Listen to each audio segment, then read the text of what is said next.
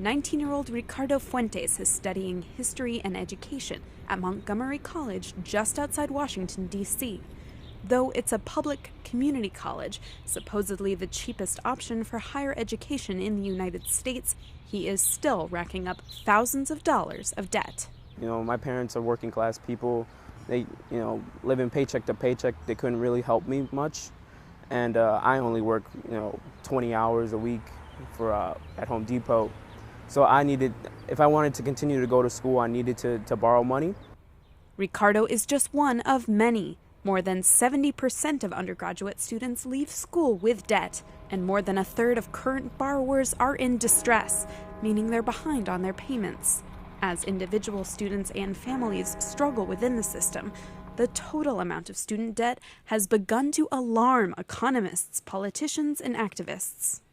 It's larger than credit card debt and auto loans combined in this country. It's second only to mortgages in terms of debt in America.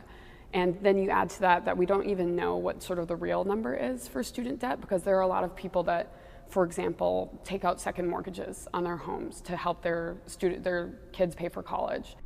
In just one generation, college tuition in the U.S. has more than tripled. Cash-strapped states slashed their education budgets, shifting college costs onto individual students. Combined with high unemployment for recent graduates, this has disrupted a long-standing social contract in which U.S. students took on a little debt, knowing their degree would help them get a better job down the road. People were doing what they thought they were supposed to. They were investing in their future. And, there's sort of an element of shame when people are struggling with their loans. To combat this sense of shame and isolation, Thompson and other organizers have launched online campaigns encouraging students and graduates to step out of the shadows and share their stories. Despite my over 15 years of payments, that 9% interest rate has been the elephant on my back, and I still owe over $208,000. If we could lower that payment, we would do what we've been wanting to do for a really long time, which is to have a baby. I have loans for about $45,000 that I've been working on paying off. Some young debt holders are even taking their stories to Capitol Hill, hoping to convince lawmakers to reform the system.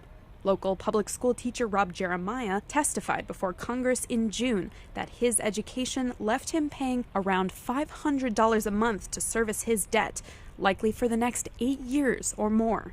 Like millions of other young workers around the country, this has prevented him from saving up to buy a house. It makes me question, what does the United States value? Do we value our education, our children? And the best way to show, or one way to show, is that we care about their future is to help teachers ease the debt burden so they can focus and concentrate on writing more effective lessons and creating better assessments and helping kids be more successful in life. Calling the current situation not sustainable, President Obama signed an executive order in June to lower the monthly payments of some graduates struggling with student debt. But the measure doesn't help the millions of people with private loans and won't provide relief for anyone until 2015. Many students like Ricardo are demanding more. First and foremost, make education free for all students, no matter their, economic status. In June, the U.S. Congress considered a bill that would have helped millions of people save money by refinancing their student loans, but it failed by just 4 votes. Activists say they'll continue pushing, not only for this small measure of relief, but for widespread debt forgiveness and a complete overhaul of the U.S. loan system to make higher education affordable for everyone. Alice Olstein for Telesur in Washington.